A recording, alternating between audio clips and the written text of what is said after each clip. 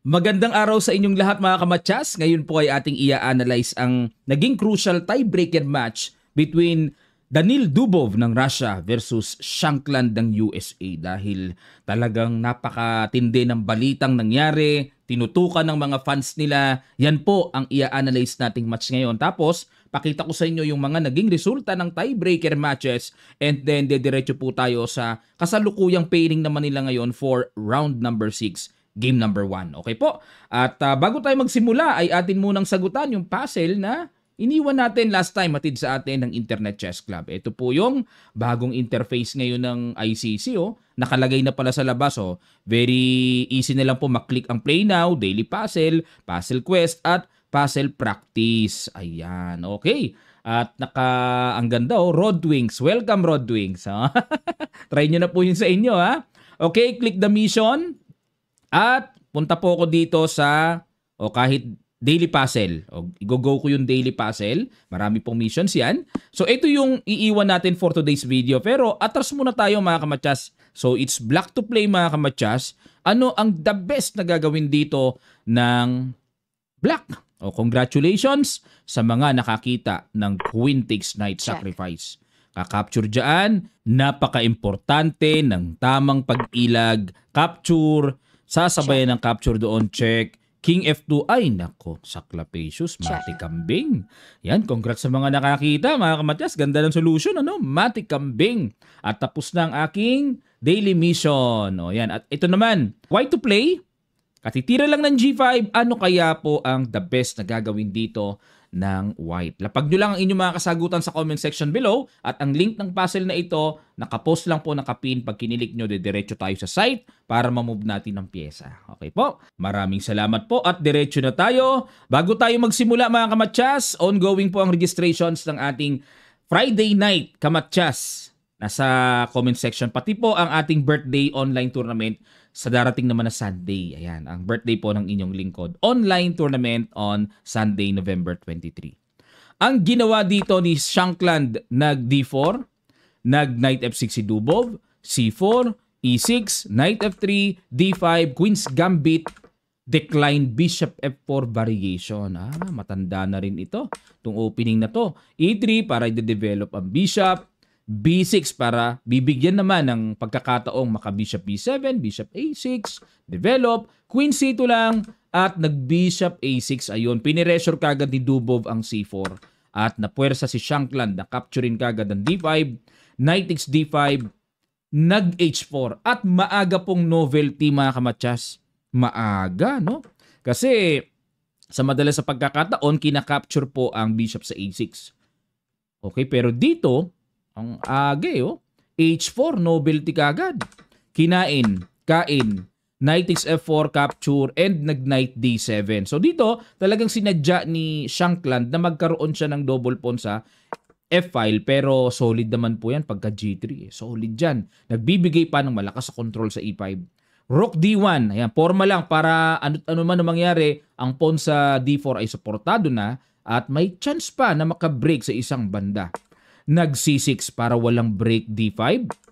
F5, ayan, para mawala na po yung pagka-double pawn.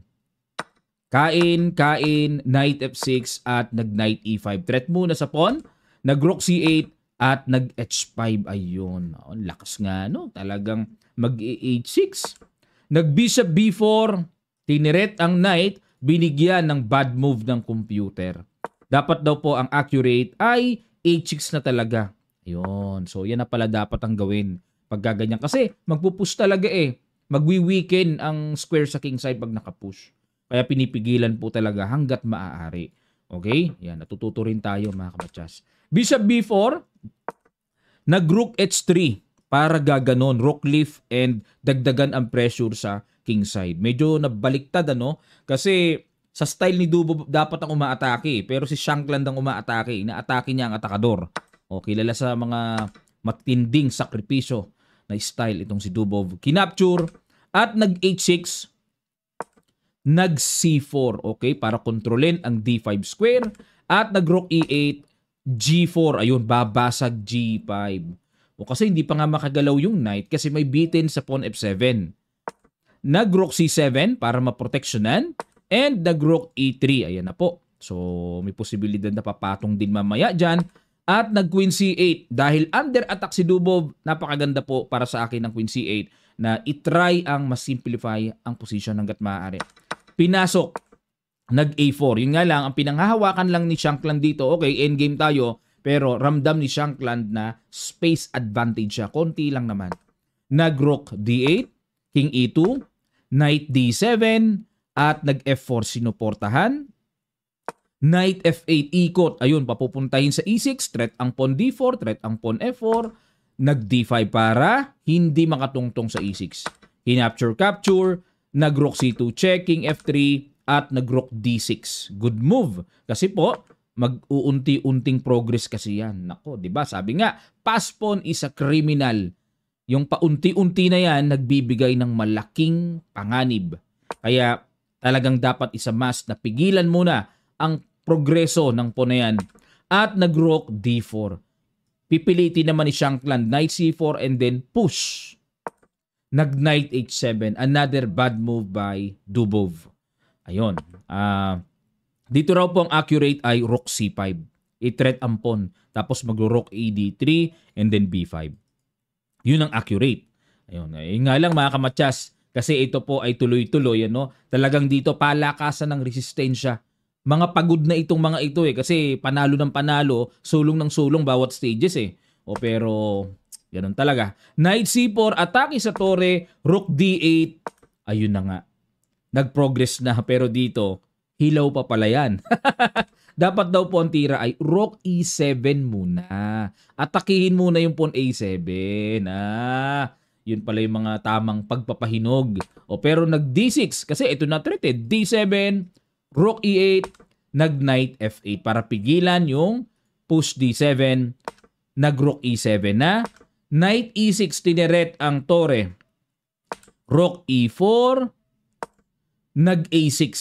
Talagang ang daming bad moves dito ni Dubov, ano? Dami kanina pa. a6 para magbi-b5.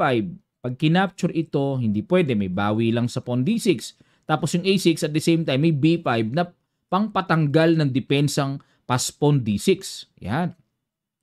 Pero accurate daw ay rook c3 check. Just, yan daw ang accurate. a6 at nag-d7 na. May na-miss ba? Ito na pala dapat. Kain na pala dapat. Kain sabay knight e5. Ay, oo. Yun pala. Hindi pala makapture yan kasi nga may rook e8. Pagka, tinan nyo itong laman, no? Pagka gumanon, may ganun. Ay, hindi pala. Teka muna, parang matchas doon. Saan ba pupunta? Dito lang. Mamatchasin ng pawn. Bakit pag dito, may tabla daw? Kasi threatening matchas eh. Rook c3. Ay, oo. Pagka gumanon, check lang dito. Pagka gumanon,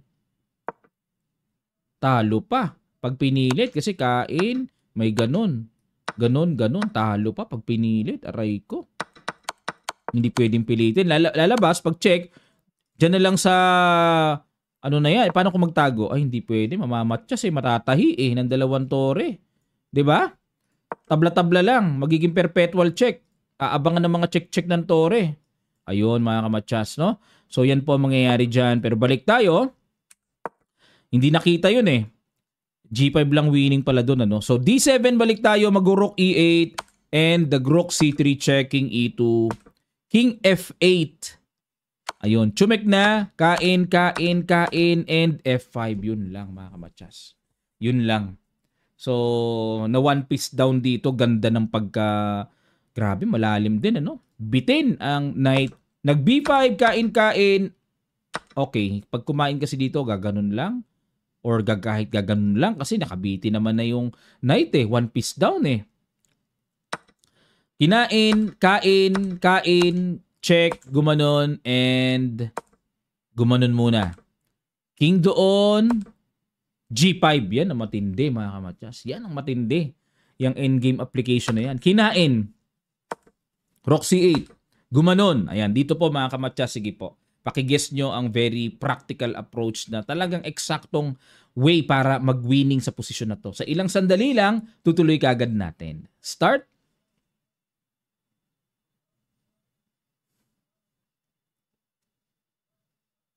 Maraming salamat po mga kamatyas. Congrats. pitik lang. Kain, and F6. Resign si Dubov. Bakit po? Wala nang paraan para pigilan pa ang magre-reynang paspon. Napakalayo ng king. Wala. Kahit may mga pawns yan, basta may queen na, ubos lahat yan. Ganun ka pa makapangyarihan ng reyna. Okay, naunahan po ni Shankland sa game 1 ng kanilang rapid tiebreak. Meron pang next. Yung next game, must win si Dubov para makaabot pa sa another 2 games ng tiebreaker. Pag natabla, wala na. Shankland na. Okay, ito po. Kumbaga, dapat magwala na talaga dito si Dubov. Nag-knight F3, knight F6, C4, English opening, symmetrical variation ng English ang pinasok. Nag-D4, at kumapture, takes, D5. Ayun, paluwag kagad sa sentro si Shankland, kain-kain, E4, knight F6, knight C3, at nag-E5. Bishop B5, check muna, develop. Bishop D7, kain, and the knight C2, kain.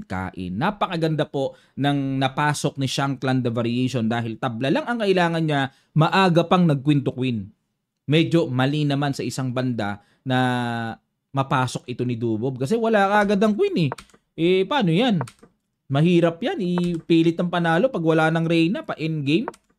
O Bishop C5 develop, Rook D1 para di mo na makapag-castling, and the F6, Bishop E3, kain, and Knight D4 check. Yun, King F1 at nag-Knight C5. O dito pa lang po, pangitang-pangita na malinis, wala gaanong problema ang position dito ni Shankland. Ganda ng napasok niyang linya, no? Knight F5, talagang ramdam mo kay Dubov na, kailangan na yan. Balagbag. Pero ginanunan lang, depensa sa knight, depensa sa pawn. Rook C1, tamang forma-forma, castling syempre. And then nag-knight D5, tinan nyo po kung gaano ka-superb yung mga Yokababs na yun. No? Rook D8, okay, tamang forma lang din, kinain na, kain, and Chumek, King F7, Rook C7, ayan na po. Kumbaga, naka-atake kagad si Dubov, pero King E8, yun lang, talagang grabe. At dito sa tournament na to mga kamatyas, nakitaan ko si Shankland ng napakalalim tumira. Malalim pero accurate Hindi ba kain-kain ito kasi pag Rook F7, nakapin yung knight, ang lalim. O kaya hindi, pakita ko na lang din, pag nag-Rook takes B7, may ganun talo pa. Bitin ang knight. Lalim parang nakakatakot ng tignan pero isang ganun lang pala, timplado. Nag-Knight D5, Rook F7, Rook C3 umatras, and the Rook FD7, Rook C1 battery, King F7. Tingnan nyo gaano kapogi ng niyan, pwestuhan. H4, H5, pamigil, G3, and Knight C6. King G2, Knight E7 para ma-neutralize ang knight. At nag-Knight E3, Knight C6. Rook B3, Knight D4 ulit. Rook A3, A6, and Knight D5, Rook D6. Pag Chumek, aangat lang ang tore. Chumek na nga, angat lang, pinatungan, and Knight C6. Ayun, yun lang. Okay, hanggat maaari, iwas, Dubov, iwas. Knight E7, nahuli na po. Nahuli na. Kain. Tingnan nyo, grabe ka-accurate yung mga tirada ni Shankland. Umatake, kumounter. Okay, dumipensa, B5, na-capture yung pawn H5, and then Rook E2. Okay, so Rook and pawn ending. May patong dito. Grabe, ang layo. Napansin nyo, laging eksakto lagi yung counter ni Shankland Rook A3, Rook D6 muna. Okay. Kasi po kung makikipagsabayan dito, kain doon, baka gaganon lang May ikot doon Tapos magiging aktibo pa yung tore. Tama lang yung Rook D6 muna. Hinay-hinay muna. Nag-Rook H8, ayun, nabawi na po yung pawn sa E4. Rook A8 pinuntahan and nag-Rook A4. Check. Baba, Rook C3. Kasi pagkakainin po, wala talaga mangyayari. Equal talaga yan kahit may double pawn pa. Rook C3, Rook C4, kain. Ayun, galing kumounter ni Shankland, Counter player, galing kumounter. A3, ayun, hinahabol ayun, Rook behind the opponent's pawn. Ayan, ganun-ganun lang. Para maatakihin yung check, ganun. depensa, King H7, ayun, pupuntahan naman. E4, depensa, ganon. Uy, kasi pag kinain to may ganon. May bawi. Ayun, anytime naman may bawi. Gumanon, rock dito, kain, check. Oh, grabe, hanggang dulo, bawi lagi. Bawi lagi. Gumanon, check, ganon, check. Siyempre, dubo, pilit-pilit, hanggat maaari, pilit-pilit. Ayun. Na bad move pa, kakapilit mga kamatsas. Dito po kasi ang accurate ay rook D7 lang. Ibigay na pala to. Rook H7. O kasi gagapang yung king doon. Oh, grabe. Pagka gumanon kasi gagapang na eh. Makukuha pa to ng malaon. Gumanon, nalusing pang bigla. Aray ko, wala na. Kumbaga sa wala na rin eh. O yan niresign na po dito ni Dubov kasi magdedire-diretso na po yan. Two connected pass pawns yan. Itabla na lang kailangan ni Shankland nanalo pa. 2-0 po sa tiebreaker game si Dubov. Talagang deserve ni Shankland ang victory ng match na ito. At kasalukuyan po, ito ngayon, pakita ko sa inyo ang kanilang mga matches ngayon na nangyayari ngayon. So, pakita ko muna sa inyo ang kanilang results. Okay? Bracket results nila. So, ito na po yung mga naglalaban-laban. Ayan, Jakovir versus Javukir Sindarov versus Martinez. And Lodirbek Yakubwev, Donchenko. Sam Shankland Esipenko. And Weiyi Erigaisi. Ayan. Parehong Asian, naglaban na. So, ilan na lang po ang Asian dito? Erigaisi, dalawa na lang, naglaban pa. Yakubwev and Sindarov, Uzbekistan. Ayan. Asian din po yan eh. Okay, puro mga Asian pala dominante ngayon. And then, Jose Martinez, taga Mexico. And Shankland, USA. Esipenko and Esipenko, Russian yan eh. Ito bang si Germany, si Donchenko. Yan. So, yan po ang quarterfinal round. So, mag-abang tayo. At so far, sa kanilang position po ng live ngayon, ito yung live nila ngayon eh. Okay, medyo naghang lang po. Ayan. Equal pa si Jose Martinez kay Javukir. Erigaisi, ayun, tabla na po sa first game kay Weiyi sa isang rock and pawn ending. And Andrei Esipenko, equal din kay Shankland. At Alexander Donchenko, medyo lamang ng kaunti. Medyo matangkad yung kay Yakubwev. Ayan, baka bumigay na si Donchenko rito. Matibay yung mga taga-Uzbekistan eh. Okay, 8 na lang po ang natitira. Abangan po natin ang magiging resulta. Yan, maraming salamat po mga kamatsas. Sana po ay na-update kayo at natuto. At muli po, this coming Friday, ang Kamatsas Friday Night, online tournament natin sa mga gusto pong makatry at gustong makaulit-ulit. Every Friday lang po yan. Ang link ay nasa comment section. Ganun din po ang ating one time, isang beses lang mangyayari sa loob ng isang taon, ang ating birthday online tournament this coming Sunday, November 23. Pa-birthday nyo na po sa akin ng inyong pag-join mga kamatsas. Malaking bagay po yan. At masaya tayo, naka-live stream yon at 10 a.m. on Sunday. So live stream tayo samantalang pinapanood natin, sinusubaybayan natin ang mga matitinding actions ng matitinding tira na magaganap sa online tournament na yon. Okay, maraming salamat po mga kamatsas. Magkita-kita pa tayo sa mga susunod pang chess updates.